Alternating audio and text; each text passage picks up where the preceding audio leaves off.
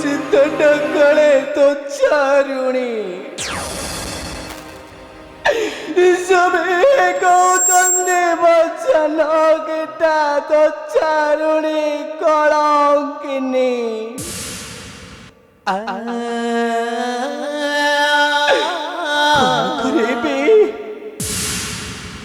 मुझे जीवा सीता तो चारुणी नुहे की कलंकिनी नुहे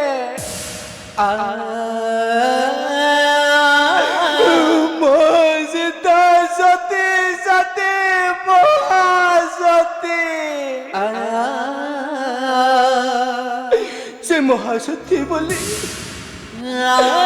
महासती बोली जाने से अग्नि परीक्षा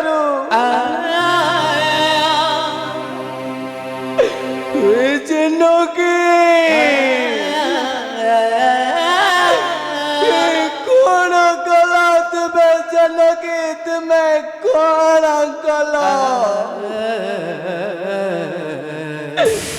राम मुंडे लगाई दला कलंकरा टिक्का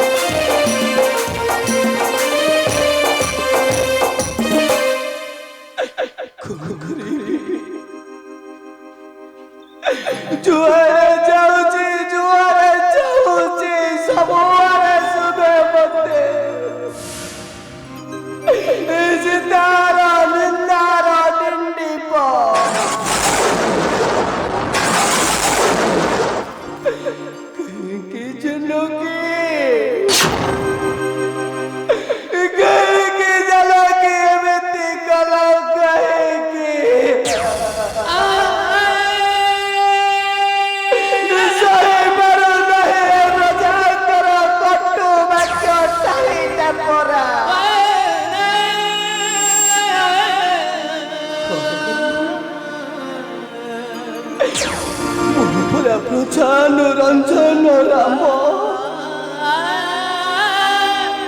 ପ୍ରଜାଙ୍କର ହିତ ପାଇଁ ବୋଲି ଯିବି ବା ସୁଖ ଶାନ୍ତିର ସଂସାର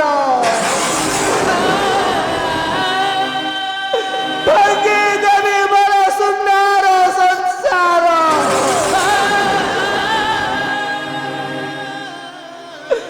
ନିଶ୍ଚୟ କାଲି ପ୍ରଭାତ ଜାନକୀକୁ କରିବି ନିର୍ବାସିତ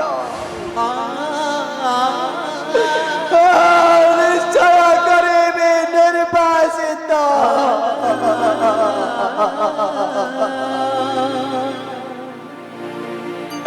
ନିଶ୍ଚୟ କରିବି ନିର୍ବାସିତ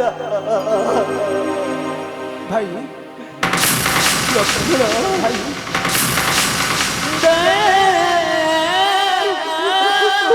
କାହାକୁ ମାର୍ଜନ କରିବ ଭାଇ? ନାଇଁ ରେ ଲକ୍ଷ୍ମଣ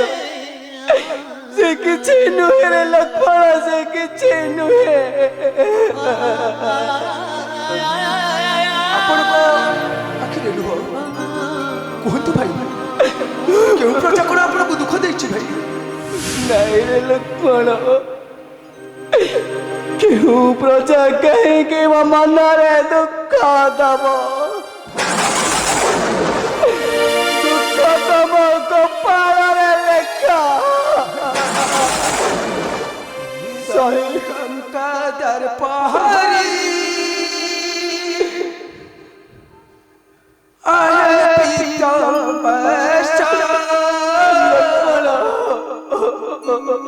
पुनर्ब्रह्म महाशिखा ज्योति प्रकाशिता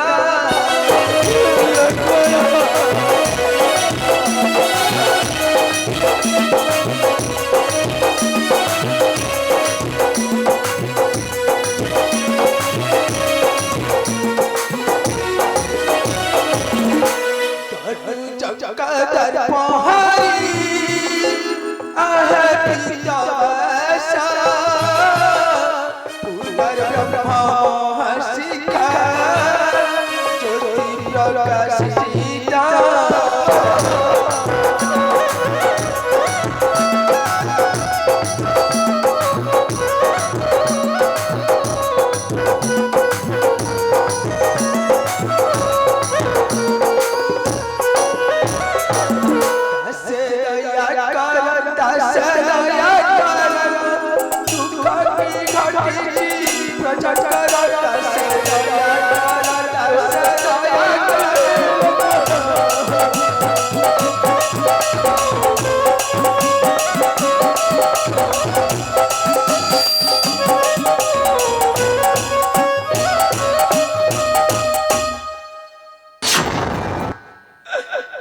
ଲକ୍ଷ୍ମଣ